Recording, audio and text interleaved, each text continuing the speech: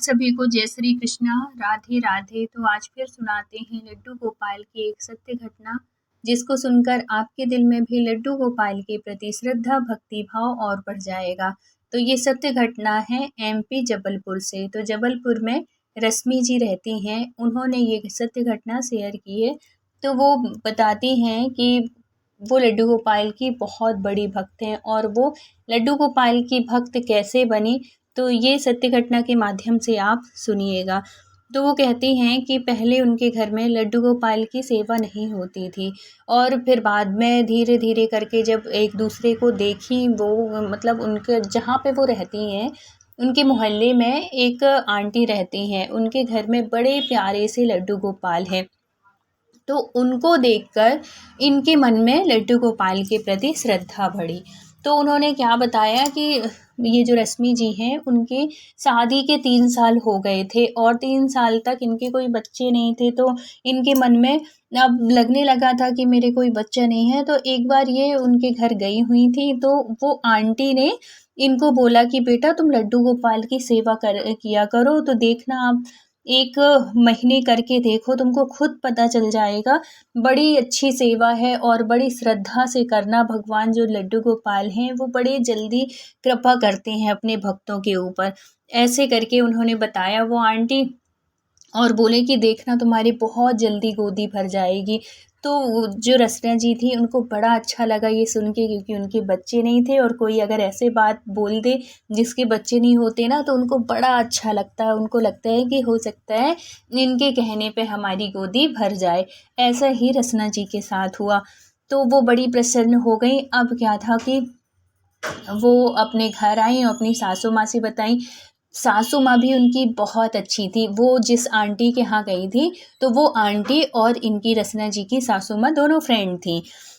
तो ये आंटी भी बड़ी अच्छी थी और उनकी सासू रचना जी कहती हैं मेरी सास बहुत अच्छी है, मतलब एक माँ के जैसे उनको अपनी सास से प्यार मिलता है, इतनी प्यारी है वो।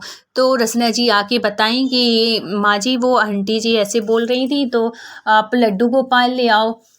तो उन्होंने कहा कि चल साथ में चलते हैं, मार्केट आज चलते हैं, जो भी तुमको पसंद आए ले लेना। तो उनके मन में अचानक से आया कि क्यों ना लड्डू गोपाल लेना ही है, तो वृंदावन जाके ले लें।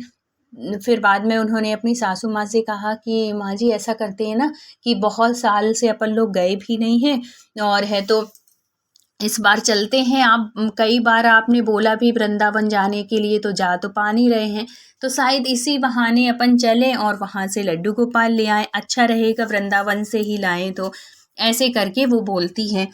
तो उनकी सास को भी ये बात अच्छी लगती है, क्योंकि उन्होंने कई बार बोला, उनके मन में बड़े दिनों से ये हो चल रहा था कि वृंदावन जाना है, वृंदावन जाना है, ऐसे करके। तो वो कहती हैं कि चलो मेरे मन में तो है ही है, और ये सब बिहारी जी कर रहे हैं, अगर उनकी कृपा होगी तो वो ज़रूर बुला लेंगे। अब शाम को अपने हस्बैंड से, उनकी माता जी मतलब ससुर से और बेटे से पूछती हैं कि बेटा छुट्टी ले लो, वृंदावन चलना है, अगर छुट्टी मिल जाए तुमको तो उनकी रश्मि जी के हस्बैंड कहते हैं कि माँ जी अभी तो मुझे बिल्कुल भी छुट्टियाँ नहीं हैं, क्योंकि ये अभी काम का टाइम है और है, तो इस महीने तो छुट्टी मिलना बड़ी मुश्किल लग रही है। तो उसकी माताजी कहती हैं कि बेटा देख लो, अगर मिल जाए तो अच्छी बात है, मेरा मन बड़े दिनों से कर रहा था। और है, तो रश्मि ने भी बताया कि वहीं मतलब इन्होंने बताया, अपनी फ्रेंड के बारे में बता रही थी कि वो आंटी ने कहा है कि लड्डू गोपाल ले लो। तो जो रश्मि है वो कह रही है कि यहाँ से ना लेके वृंदावन से लेते हैं, तो बड़ी अच्छी बात है। अगर वहाँ से अपने घर में लड्डू गोपाल आए तो साक्षात बिहारी जी आ जाएंगे अपने घर में, ऐसे करके अपने बेटे से बोलती हैं। तो वो भी कहते हैं कि हाँ माँ ठीक है, लेकिन छुट्टी नहीं है तो मैं क्या करूँ, ऐसे करके कह देता है। तो अब ये जो थी रश्मि जी बड़ी उदास हो जाती हैं। इनको लगता है कि जब से वो आंटी जी बताई थी, तो तब से इनके मन में इतना वो लगता है कि कितने जल्दी वो वृंदावन जाएं और वहाँ से लड्डू गोपाल को ले आएं, बिहारी जी के दर्शन करें। बड़े मन में उत्सुकता सी हो रही थी, बड़ी बेचैनी सी हो रही थी उनसे मिलने की। लेकिन क्या करें, जब बच्चे को छुट्टी ही नहीं मिल रही है, हस्बैंड को छुट्टी ही नहीं मिल रही है, तो अब जा भी तो नहीं सकते ना बिना घर वालों के साथ, बिना उनके। तो ऐसे करके उनका टाइम निकलने लगा कि अब छुट्टी मिलेगी, अब छुट्टी मिलेगी, लेकिन छुट्टी मिलने का नाम ही नहीं ले रही थी, छुट्टी उनको मिल ही नहीं पा रही थी। अब एक दिन कहती हैं ये रश्मि जी कहती हैं अपनी सासू माँ से कि माँ जी ऐसे करते हैं कि अगर इन लोगों को छुट्टी नहीं मिल रही है तो चलिए अपन लोग ही चलते हैं। तो उनकी सास कह देती है कि नहीं बेटा, दूर का सफ़र है, कोई पास में तो जाना नहीं है कि चलो अपन दोनों चल चल दें और शाम को वापस आ जाएंगे, ऐसा तो है नहीं। इतने दूर जाना है तो बिना घर के आदमियों के मतलब मैं नहीं कहूँगी जाने के लिए, ऐसे करके मना कर देती हैं। अब उनको रश्मि जी को लगता है कि मैं कितने जल्दी जाऊँ वहाँ से और लड्डू गोपाल ले आऊँ। मतलब उनके मन में पूरा ये विश्वास था कि मेरे घर में लड्डू गोपाल आ जाएंगे और मेरी गोदी भर जाएगी। कहते हैं ना, विश्वास ही फलता है। तो अगर कोई भी काम विश्वास के साथ करो तो आपका वो काम जरूर पूरा होता है। इसलिए कहा जाता है कि कोई भी काम करो विश्वास के साथ करो। तो अब क्या था, अब दिन प्रतिदिन निकलने लगे और इनकी बेचैनी बढ़ने लगी। इसी बीच ये कहती हैं, इनकी सासू माँ कहती हैं, क्योंकि इनको उदास देखती हैं कि इसका मन, रश्मि का मन बड़ा उदास रह रहा है और इसको छुट्टी नहीं मिल रही है बेटे को। तो वो उनके मन को वो करने के लिए कि चलो थोड़ी सा इसको घुमा फिरा लाएं तो इसका मन वो हो जाए। तो ये कहती हैं इनकी सास रश्मि जी की कि कहती हैं कि चलो आज नर्मदे जी स्नान करने चलते हैं, जिसमें कि इसका थोड़ी सा मन वो हो जाएगा।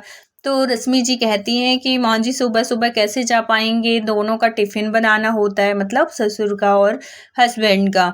क्योंकि इनके जो ससुर थे उनका बिजनेस था, शॉप थी किसी चीज़ की, और जो हस्बैंड थे वो जॉब करते थे। तो टिफ़िन तो दोनों को बनाना, नाश्ता खाना पीना तो दोनों को करना पड़ता था सुबह सुबह। तो वो कहती हैं कि सुबह मैं नहीं जा पाऊँगी, आप अपनी फ्रेंड लोगों के साथ चले जाओ, ऐसे करके। लेकिन उनकी जो सासू माँ थी बहुत अच्छी थी, उनको खुद तो जाना ही था लेकिन वो चाहती थी कि बहू को भी लेके जाऊं तो थोड़ी इसका मन वो रहे, खुश हो जाएगी।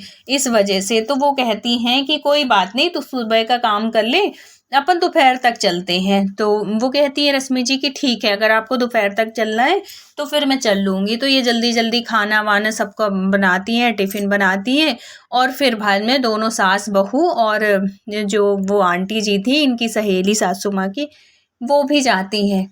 अब क्या था, लेकिन इनको क्या था रश्मि जी को कि इनका कहीं मन नहीं लग रहा था। इनको बस यही था कि मैं कितनी जल्दी वृंदावन जाऊं और वृंदावन में बिहारी जी के दर्शन करूं और वहाँ लड्डू गोपाल को मतलब लेके आऊं अपने घर, ये था। अब ये वहाँ जाएं भी तो इनको कहीं मन ही ना लगे।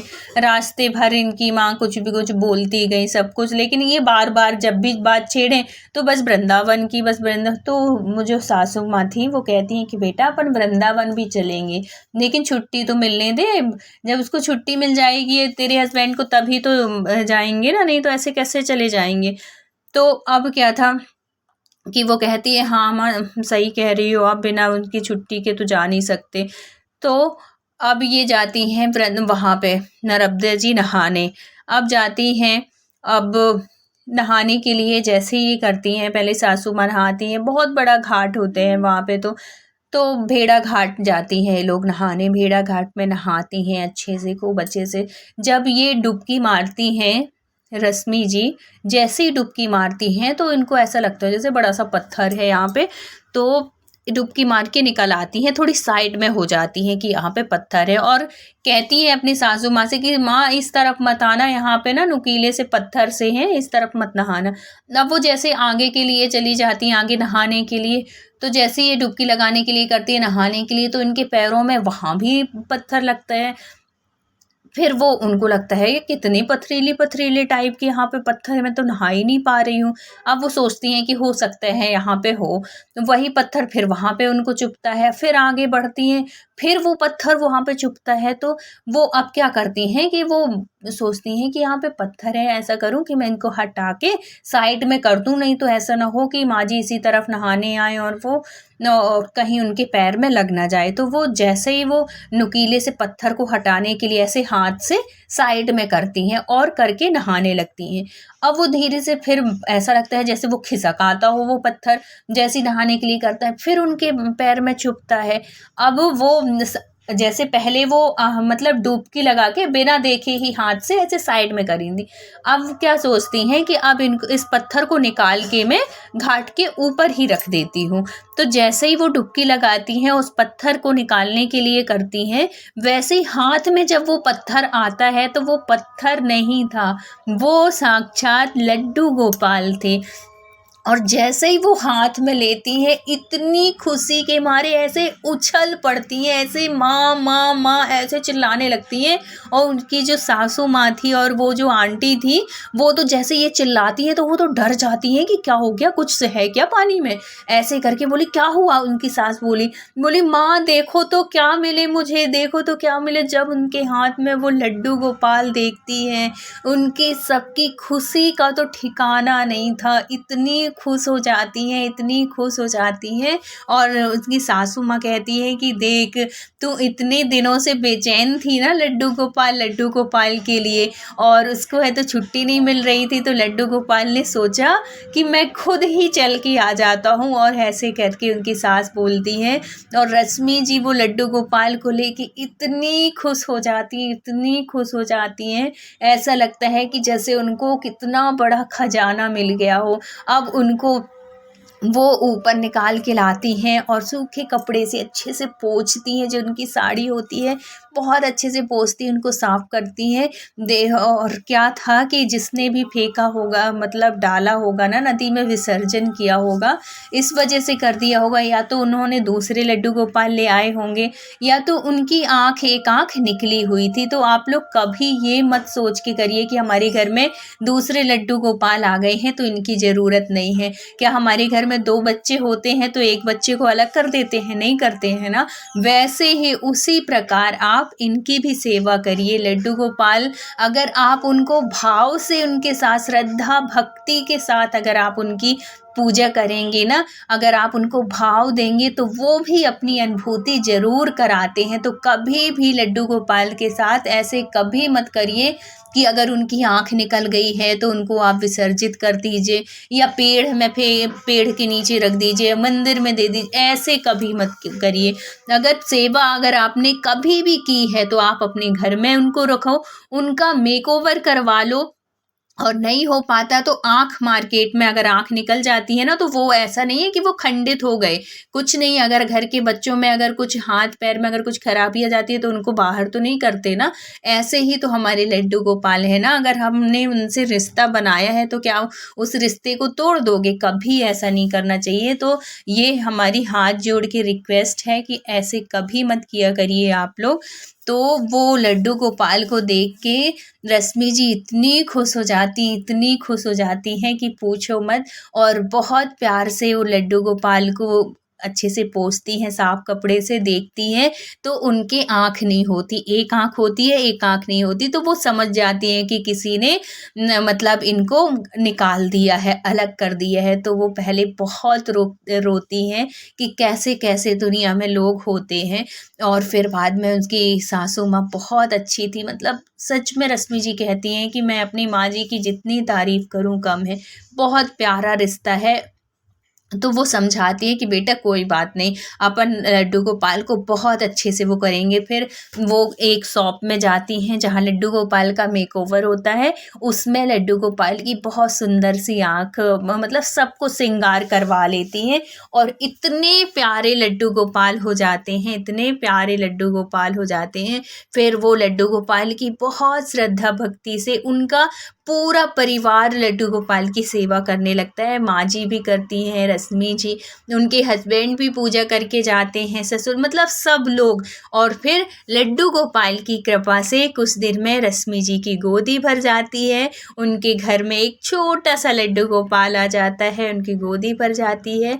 ऐसी होती है हमारे लड्डू गोपाल की कृपा। तो हमेशा लड्डू गोपाल से एक रिश्ता बना के रखिए, उनको बहुत प्यार के साथ रखिए, ऐसे रखिए जैसे कि हम एक छोटे बच्चे को रखते हैं। तो फिर देखो देखो आपकी लड्डू गोपाल आपके ऊपर कैसी कृपा करते हैं।